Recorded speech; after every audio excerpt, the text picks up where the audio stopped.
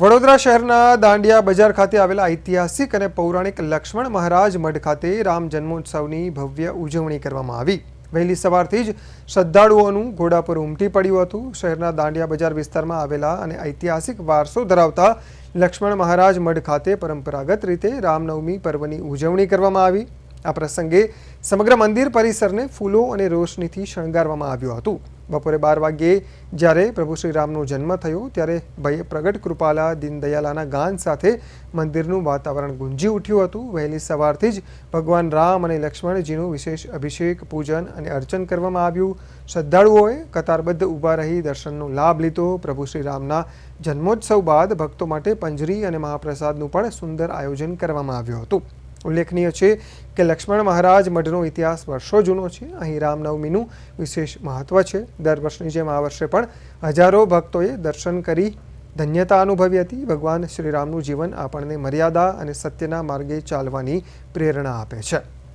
આ મંદિરની હું વાત કરું, ઇતિહાસની વાત કરું તો આ મંદિર 190 વર્ષ જૂનું છે। જે ગાયકવાડ શાસનથી સર સયાજીરાવ ગાયકવાડ હતા ત્યારથી આપણી પરંપરા ચાલતી છે અને અમારી જે સંપ્રદાય છે સમર્થ રામદાસ સ્વામી સંપ્રદાય એનાથી આપણું જે પરંપરા જે ચાલતું આવ્યું છે।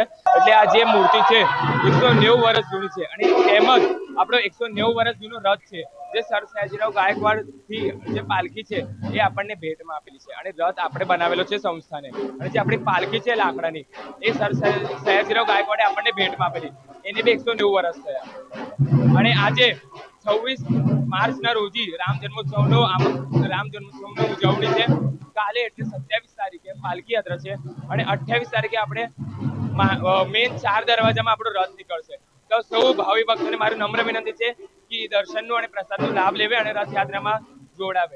આજે આખા વિશ્વના આરાધ્ય દેવ એવા ભગવાન રામચંદ્રજીનો જન્મોત્સવ જ્યારે ઉજવી રહ્યા છે, દેશ વિદેશમાં બધે જ ચાલતું હોય છે ત્યારે અને વડોદરા શહેરમાં અતિ પુરાતન એવું મંદિર કે જે મંદિર સાથે મારા જન્મથી મારો નાતો છે એવા મંદિરમાં પ્રભુ રામચંદ્રના જન્મ નિમિત્તે અમે બધા ઉપસ્થિત રહ્યા છે અને જે પ્રકારે આનંદથી બધા જ ભક્તો, ભાવિક ભક્તો પણ અત્યારે ઉપસ્થિત થયા છે અને ભગવાન રામ એટલે કે મર્યાદા પુરુષોત્તમ રામ અને એ પણ ચૈત્રી નવરાત્રિના આજના શુભ દિવસે જ્યારે રામનું અવતરણ થયું છે અને વિશ્વના કલ્યાણ માટે થઈને જ્યારે આ અવતરણ થયું છે, દુષ્ટોના નાશ માટે થઈને જ્યારે એનું અવતરણ થયું છે ત્યારે આજનો દિવસ આપણા બધાના માટે ખૂબ ધન્યતા અનુભવાય તેવો દિવસ છે। રામનવમી નિમિત્તે આ દાંડિયા બજારમાં આવેલું લગભગ 200 વર્ષ જૂનું લક્ષ્મણ મહારાજે બાંધેલું રામ મંદિર છે અને એ જૂનું મઠ તરીકે ઓળખાય છે।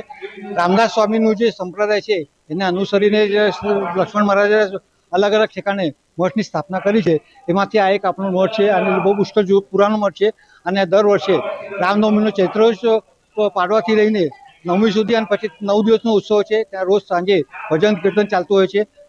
રામ જન્મના દિવસે જન્મનું કીર્તન હોય છે, જન્મનું કીર્તન પછી સાંજે મહિલા ભજન મંડળ હોય છે, એ લોકોનું ભજન હોય છે।